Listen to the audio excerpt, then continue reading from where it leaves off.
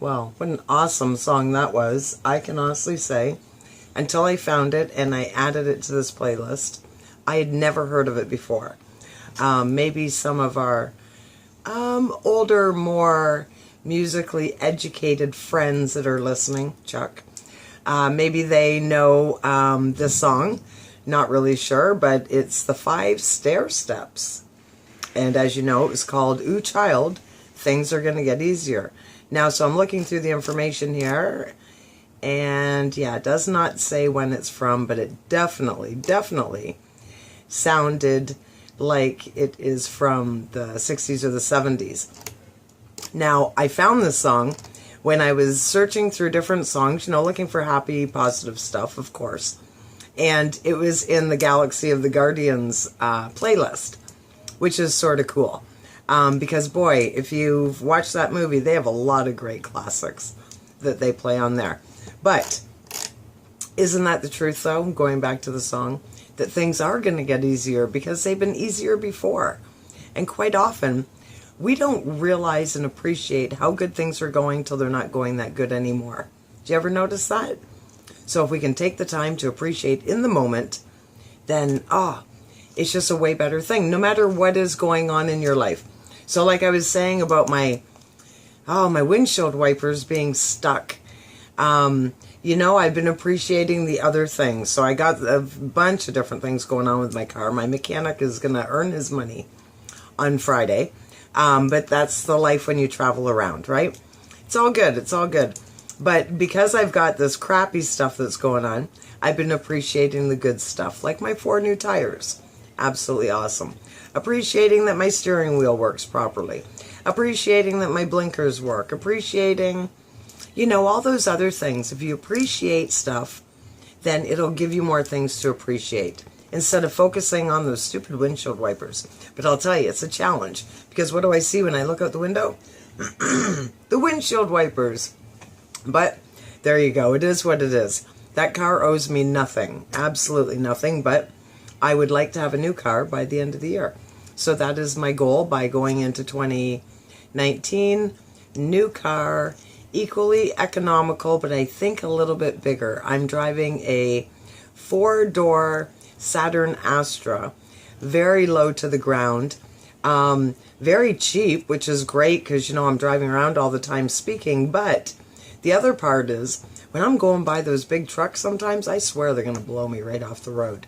So I got to find that happy medium. My son says I need a 4-wheel drive. So we'll see. We'll see. It's not the end of the year yet. Let's just get the darn wipers fixed right now. Oh my goodness. And that is life, right? There's always going to be stuff that's coming your way. It's how you respond to it that's important. So, time for the good news. Loving the good news. And I'm loving all the solution stuff that's going on in the world. There's always going to be stuff, especially right now. So much, coming to light, and politics, and just in everything. Not even just in politics. We're learning about charities and who really is making the money.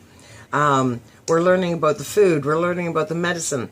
But if you take nothing from all of these lessons, you need to take the fact that you are so powerful.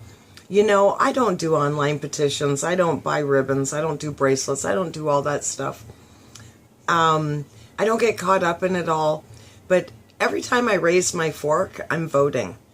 Every time I spend $1, I'm voting. I'm voting for what I believe in. We look at different scenarios. Like, remember a few years ago when, there's a lot of emphasis on sweatshops. Third world countries where they're paying people incredibly low rates to work long hours. Sometimes they're forced to live there and pay rent off their pay. Like, horrible system. So, you see that stuff going on. But then, do you still go and give your $1 to the company that's using the sweatshop? This is where the problem is that we're seeing this stuff and we're like, ooh, wow, that's horrible. But then we still go, and I don't know if it's changed, but at that time it was Joe Fresh. So you still go to Super Center and buy the Joe Fresh clothes, or, Walmart, or wherever it is that you're going, you're still going and you're giving them the money because isn't that great? You can get a shirt for $7, but it's going to hurt. Whose blood is on that shirt? That's the thing, right? How many people died to make the shirt? Like, does this come from an environment whereas is in China, where they're committing suicide at such a rate that they've had to put nets at the bottom of on the top of the first floor or whatever. So when people try to jump out to their death, they catch them. And then what do? Do they go, oh, it'll be okay, give them a couple Prozac, take them up to the elevator and back up to work? Do they even get a day off? Is that a sign? It's totally a sign. So what do you believe in? Take a second to ask yourself, what do I want to support? Because you're going to spend the dollar, whether you go and you spend it locally or you spend it with something that you truly don't believe in. You want an apple, you're going to buy an apple. That's great. Where are you going to get the apple from? Right? Yeah, of course, that's going to limit you. If you say, I don't want anything to come from China, that's going to limit what you're going to have access to. But you know what? I think for the greater good, it's well worth it. And if we started changing our shopping, changing what we put in our bodies, it's all about the money. Do you think the stores would still make this stuff if they weren't getting the money for it? Right? It's all fed by greed. It's basic economics 101. It's supply and demand. So if we stop demanding it, they'll stop supplying it, and we will force them to do things a different way. Change begins with us, with our decisions. So just saying, that's where our power is. It really is. It's in our money. It's in what we put in our bodies. All this stuff that I've been seeing online lately about microchipping people. And I don't know if I ever told you before, but I have a friend who is working for IBM. And I'd seen on, I don't know, Jesse Ventura's Conspiracy Theory or something, they were talking about little resistors or trackers or microchips, whatever they are, that are so small, they're made by IBM, that they can go in the flu shot or in a needle. Let's just say in a needle, right? And figure this out on your own because you're smart people.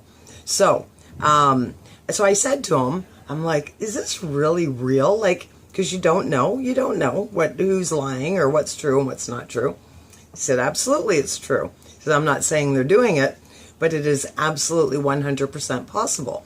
So it's interesting when you look at them talking about the microchips, and there's a company where they've started microchipping their employees, and that's their pass to get in, and this and that and the other, and it's got nothing to do with the Bible, mark of the beast or whatever. I'm not super knowledgeable on that, but what I do know is that I've never had a flu shot. Nobody breaks into my skin without me knowing, and so that is something I can absolutely control. I can't get all caught up in what other people are doing, but I can make choices for myself. I can say, unless it's hidden in the apple, geez, why did I plant that seed? Then it's not getting in my body, because I'm very cautious of, what I consume, what I let people inject me with, all that other stuff. So we truly have a lot of power. We shouldn't feel so powerless. We just need to embrace our power and make smart decisions. I was telling you earlier about that documentary about the food. One of the key things, and from working for Weight Watchers, I can tell you I see this all the time. As soon as you change your diet, it's amazing how fast you get a clear head.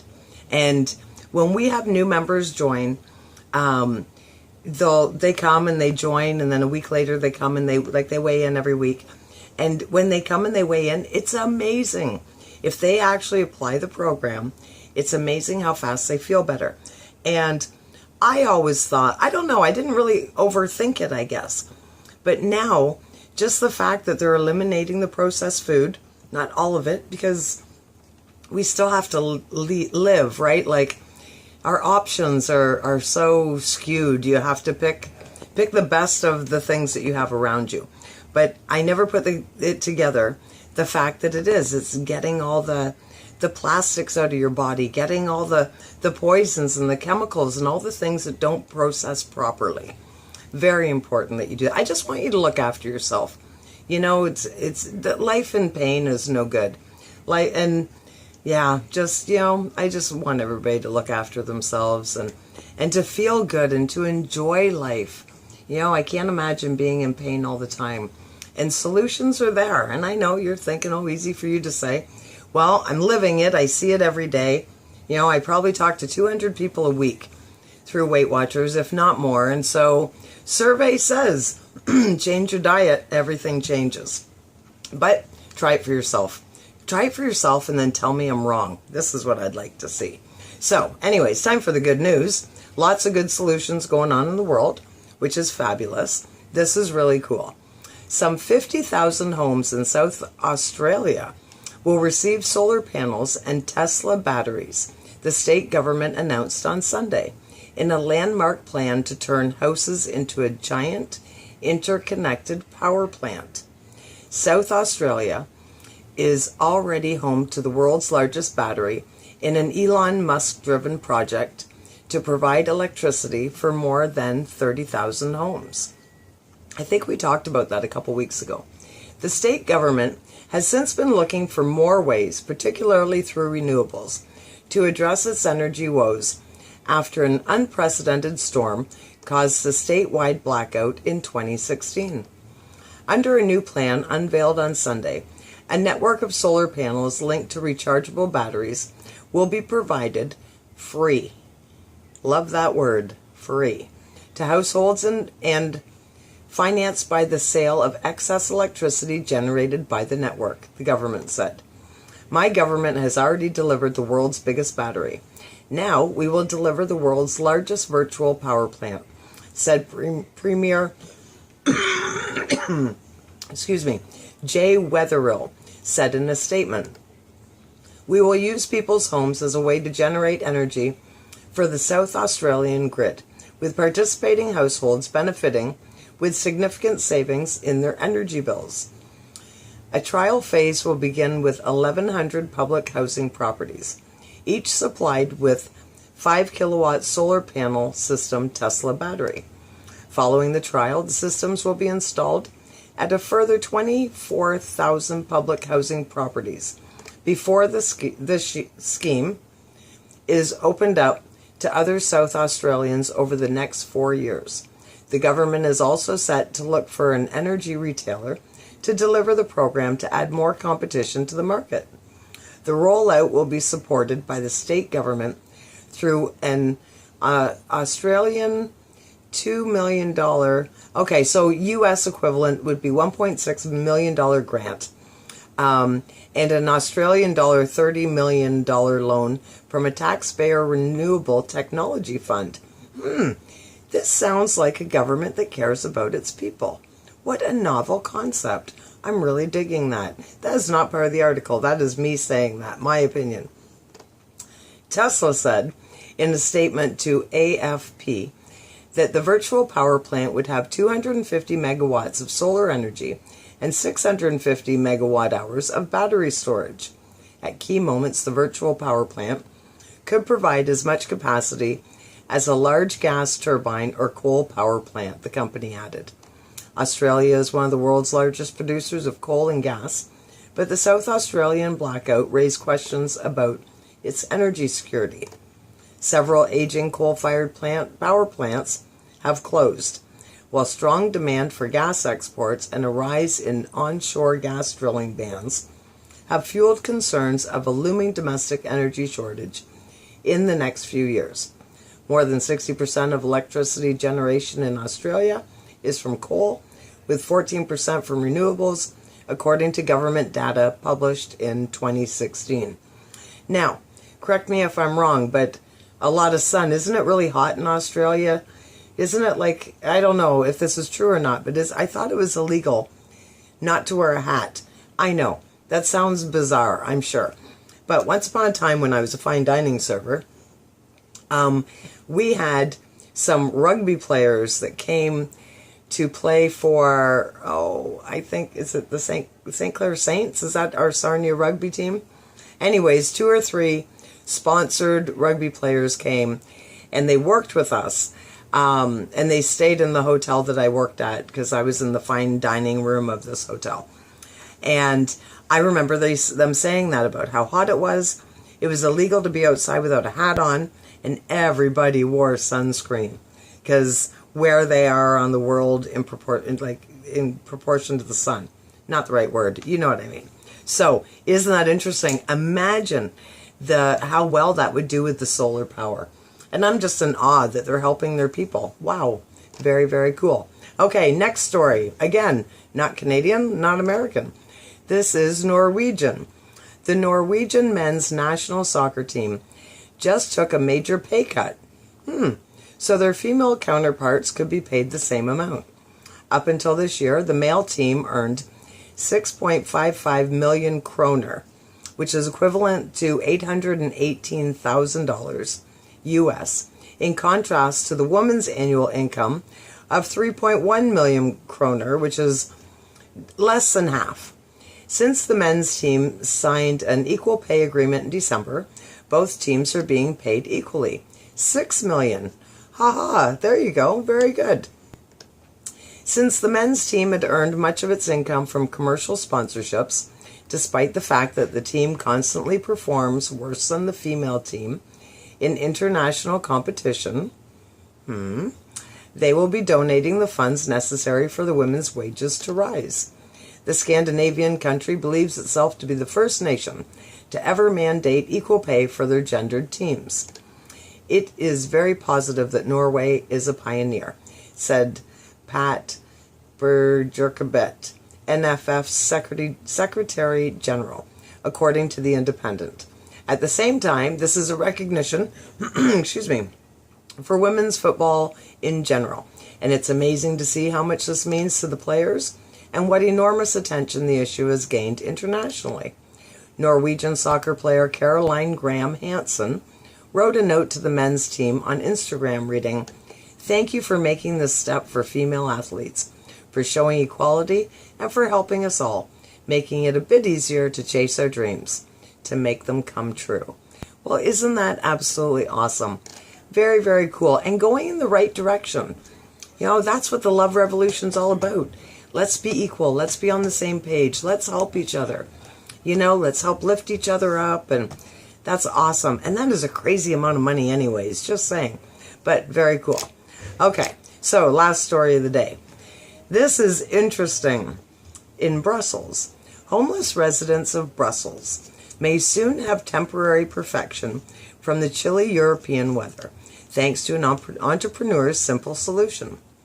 Xavier van de Strappen is being hailed for creating 24 collapsible cardboard tents that have been distributed to rough sleepers in the Belgian city. Cardboards are light, they keep the heat, and if they don't get wet, they're pretty resistant, Van den Strappen told the New York Times last month. The tents won't last for months. This is just an emergency response, but the concept itself can be sustainable. Van de Strappen says that he first started making the tents for his origami project because material tents are illegal to use on the streets of Brussels, and city police have told local news sources that cardboard is more tolerable. While homeless people may have the option to stay at a shelter, facilities can quickly fill to capacity during the winter. Other individuals are unable to stay in a shelter because their pets are not allowed in the buildings. The origami-inspired design for the tent means that it can easily be folded down to a manageable size and carried on the user's back. The current prototype can house 2 people, and all of the cardboard that he has used thus far was donated by a factory. Very good. Other businesses have already contacted the entrepreneur about donating their own recycled cardboard for future models. Van den Strappen says that he is waiting to gather feedback from the 20 homeless people currently testing the tents before he produces any more. This is not the first time that someone has made origami-inspired tents for the homeless either. Los Angeles-based college grad Tina Hoyspane made headlines several years ago after she founded Cardborigami, the company that uses foldable tents for homeless communities in America and refugee camps overseas. While sleeping under a cardboard roof may, not address the root of the problem, both designers are quick to emphasize that the tents are a temporary solution for those who need one. So at least they're moving in the right direction. You know, we do not live in a perfect world. I know I'm not shocking you with that news, but at least we're helping them get through, one day at a time. Quite often, that's what we need to do. We need to just get back to the basics one day at a time, and be grateful for what you have. Can you imagine? Can you imagine having to live in a cardboard origami box house tent? We're so lucky to be, in heat. Here I am, I'm on a chair with legs. I have socks and shoes on, and they match. I'm wearing, clothes. I'm fully covered. I washed my hair today. I know, must be Tuesday. Washed my hair today. But there's lights and there's heat, and it's like -15 outside, and I'm warm inside. So much to be grateful for, and I'm grateful for you. So thanks for listening to the good news. I will be sharing all those stories on the Positive Power Facebook page for you to check out at your convenience. So now, my